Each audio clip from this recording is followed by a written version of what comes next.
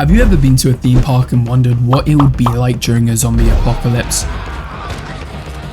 Well, today we're about to find out as we take on another Project Zomboid challenge. I'm your host, it's Cactus, and today we're diving right into Zombieland, aiming to survive 7 full days in this horror park. But there is a catch: random hordes of up to 100 zombies will be coming to ruin our progress at literally any moment. We do have some simple goals.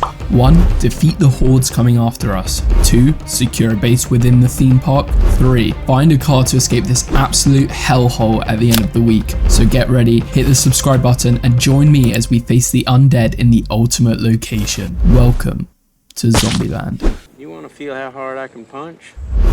We started off day 1 spawning just outside the main gates. Seeing the amount of zombies loitering in the car park, we decided to dive through the main gates, killing a few zombies on the way. As we entered, Dave remembered what he had to do for the day. First, he wanted to find some cigarettes, because we all know how much he loves a drag. And secondly, a gun, although I do suspect our chances are low due to the location we're in. Within seconds of entering the first building we came across, we found cigarettes and a lighter, but with nothing more than a pair of scissors to protect himself, Dave didn't feel entirely safe to light one up. Instead, he went upstairs to see what else we could find. Up there, we found the first object which could be called a weapon, a meat cleaver. As well as this, the currently very underweight Dave found a nice block of cheese to dig into. In an adjacent office, we had found Dave a very cool briefcase, making him look especially cool and totally not a briefcase wanker. After coming downstairs, Dave was confronted by a group eager to enter the building, and in one of them, he found a Glock. Now, we didn't find any bullets, but this was still a very big win for Dave, and although we thought it was originally unlikely to find a gun in a theme park, we forgot we were in America. Moving on, we went into the souvenir shop where we had the chance to steal a few pairs of diamond earrings, which Dave was especially keen on, and upstairs we found Dave's signature jacket, which he immediately wanted to put on. It's a must take. After leaving the souvenir shop with little more than some fresh drip, we found a medical office with a police officer inside, and believing we might have a chance at some bullets, we went in. On the police officer, we found a nightstick and a holster, which would later become extremely useful when hordes would be set upon us when we least expected it. The once empty medical office was now attracting zombies left, right and centre, and before long we had cleared the crowd and looted some extra bandages. After leaving, we found something which would save our lives multiple times over: a pistol with bullets and a spare magazine. As we explored the theme park further, we found Dave's favourite location before the apocalypse: the beach club. Once sipping martinis while getting a mean tan on, Dave was now exploring cinemas with drop bear like zombies. Oh, how time flies. I am not lying when I say this cinema was genuinely the most cursed place I've ever stepped foot in. Zombies were literally falling from absolutely nowhere. Oh my god. We had to remember rule 1 from Zombieland, but luckily during the panic we had managed to pick up a hand axe, which added variety to our growing methods of breaking skulls. Now tired from all the cardio, Dave headed back to the only bed we had found in the medical office and called it a night. We awoke incredibly early on day 2. In fact, it was still dark outside. The day before, I had noticed a security door where we were, and feeling lucky, I decided to break it down with our new hand axe. Inside, we found absolutely nothing of note. I literally broke in here for no reason. Sweet. How lucky. After this, using the light from the park, I decided we should probably explore a little bit more. And after fighting off a small group of zombies, we found a restaurant with a stacked kitchen on the 2nd floor. But unfortunately, without a proper base of operations, we could not take a lot of the goods we had found. But leaving with a full belly, Dave pondered his goals for the day and realized all he really wanted was somewhere semi-safe that he could protect from the upcoming horde. Exploring a little further, we saw a mini horde and thought to ourselves, I really want to use my pistol, but I know I need to show some self-restraint. I started blasting, and after wasting a lot of ammo, we had found our first proper park ride, the Ferris wheel, and how beautiful it was. We attempted to see if we could get in the Ferris wheel, but unfortunately we could not make a base in there, so Dave had to look elsewhere, and this is when Dave had some luck. We rolled up to some wooden gates, opened them, and found 3 trailers sealed off by a fence the entire way around. It looked like the perfect place to set up camp and protect ourselves from the hordes later on. We leveled up our short blunt, had a quick look around, and decided to continue exploring the theme park. This is when we came across our second ride, a proper roller coaster this time called the Green Mamba. He killed some zombies outside and headed in. After we had hopped the line and gone up some stairs, Dave was confronted with a series of near-death scenarios, one of which he had just been predicting. I should be able to see right there. See, that's why I should be able to see there. That is why I should be able to see that. Oh my god.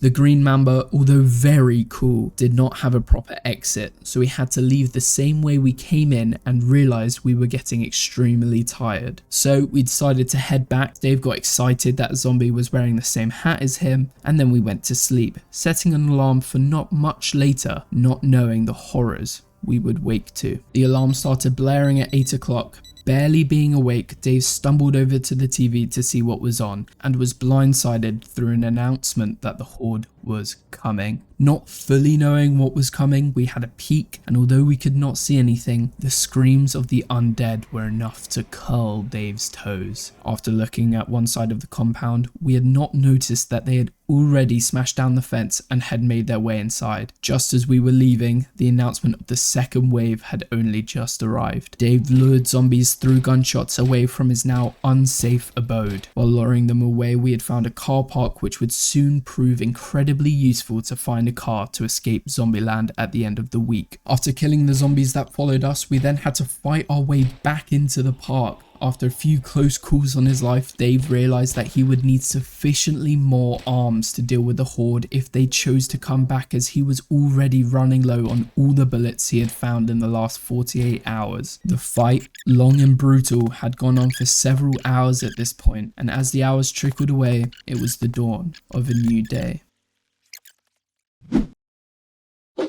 Hordes had proved dangerous, destroying what little safety Dave had found comfort in just a few hours prior. Dave had found a shotgun on one of the bodies and used all of the shells he had to clear out as much of the compound as possible, but it just attracted more zombies, causing him to have to flee again and carry on thinning out the crowd gradually with the pistol, and then the nightstick when ammo ran out. Dave at this point had been fighting the horde for close to 7 hours and was definitely feeling the effects. Each zombie required twice the amounts of hits to bring them down, and it was starting to get extremely dangerous for Dave. After finishing off the rest of the horde, Dave had broken into a car in the car park and found it in decent condition other than the lack of fuel. Exhausted from the fight, Dave rested his eyes in the car for a few hours. On the way back into the camp, we went to deal with a few stragglers and found a sweet Remington rifle on a corpse, but unfortunately it lacked any bullets. Dave looked over his compound and thought to himself, "It's not a good place anymore. That door's broken, that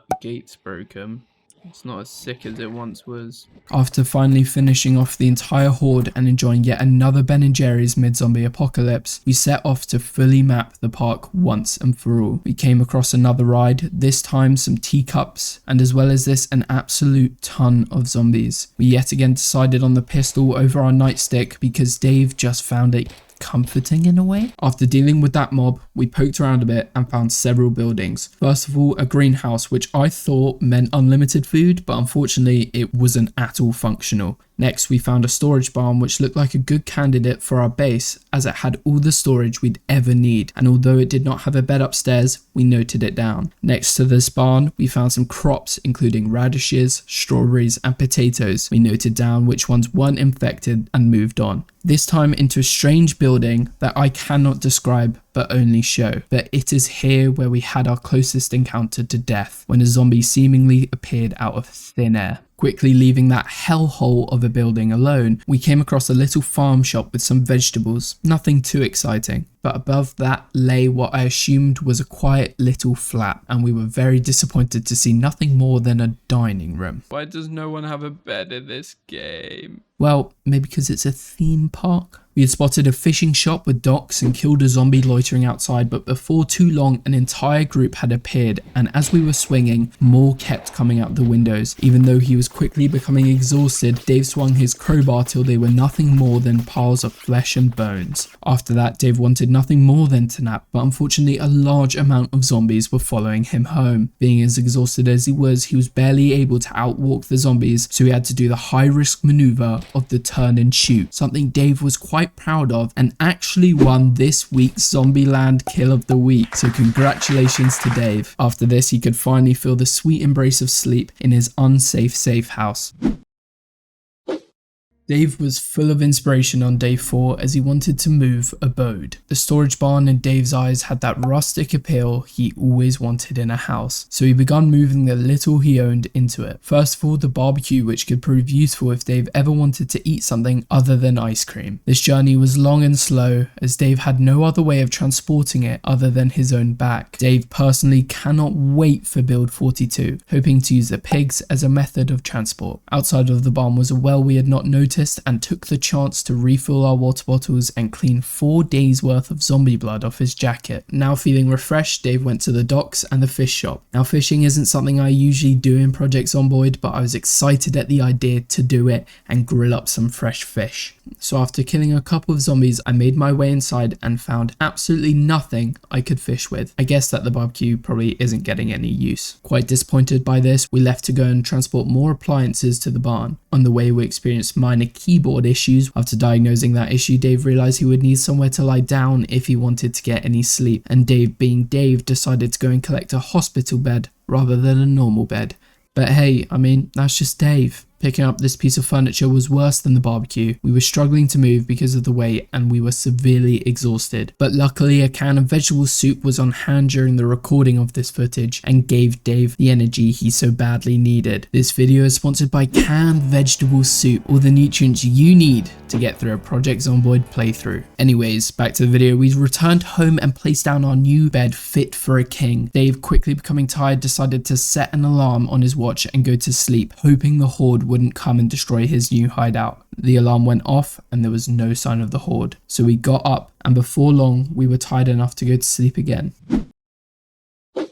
After a relatively short night of rest, Dave was up and raring to go on day 5, which would turn out to be a painful day for Dave. Today's plan was to get fuel for the car we knew we had access to in the car park. Since we already had the keys, fuel was our top priority. So in the early hours, Dave trekked across the park. We stopped at a building we had passed 5 times at this point, but had never entered, and upon entering, it seemed to be some kind of gardening building. I was really hoping for a gas tank to move petrol from one car to another more easily. Unfortunately, we did not find one, and this would soon prove to be an absolute ball ache for Dave here. While searching other cars for petrol, we found a truck that seemed to be in near perfect condition and had a near full tank. This would have been an amazing find, but unfortunately we could not find the key anywhere. You know how I said not finding a gas can might be a ball ache? This right here is why. We spent what felt to me like days refilling the car with the 2 empty water bottles on hand. I just hope we don't need to do this again.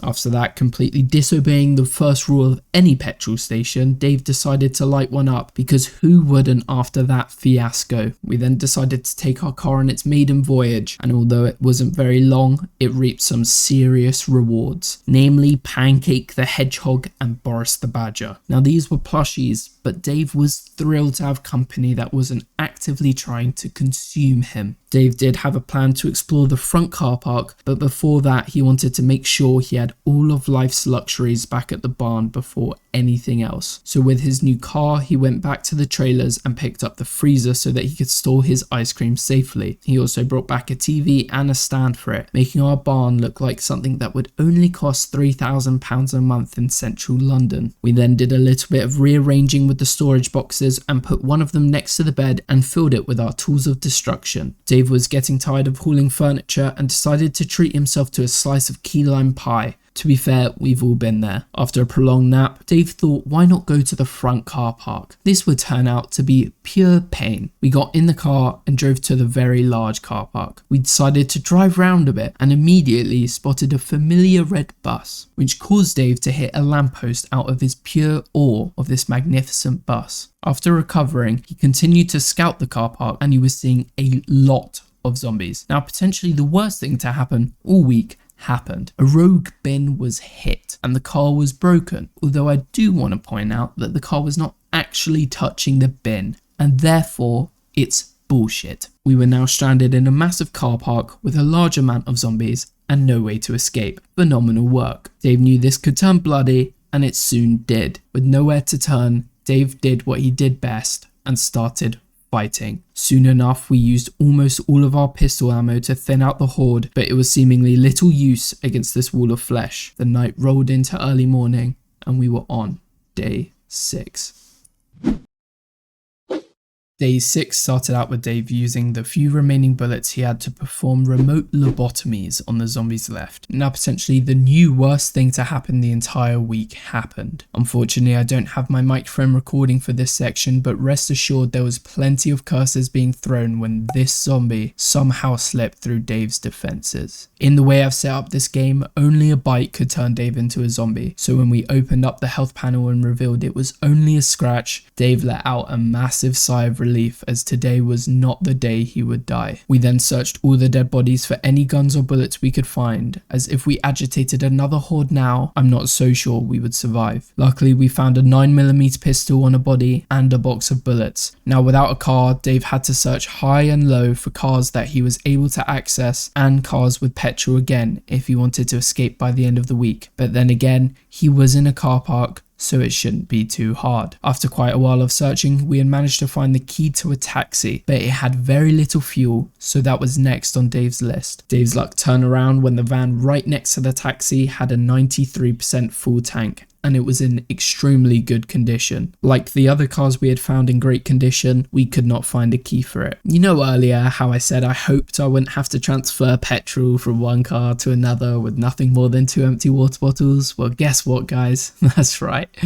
We had to do it again. After doing this for a second time, and also for a second time smoking a cigarette directly afterwards, Dave had had enough with the car park and wanted nothing more to go home and eat some ice cream, and that's exactly what he did. We then watched just a little bit of Knox County propaganda before establishing a plan. A few days ago, Dave had picked up an annotated map that showed the location of a crazy gun owner's house and the location of where he died. Hoping to find sufficient firearms to live his days out in Louisville, Dave started packing up his goods. He was sad to say goodbye to the barn. It may not have been every survivor's paradise, but it had been safe, and that was good enough for Dave. He packed up his tools, books and weapons into the boot of his car and got moving. After driving for a while, Dave had hit a military checkpoint, and having a weird sense of deja vu, he turned around and looked for alternative ways to his checkpoint. I really thought I was going to get through this entire video without missing any footage. However, my incompetence is astonishing, and I did miss several hours of footage, but here's a quick summary. I'd found a hole in the fence near the train depot and had managed to find the correct neighborhood of the crazy gun guy. There were a lot of zombies, and we used a taxi to lure them away from the neighborhood. After that, I got out and was making my way towards the house.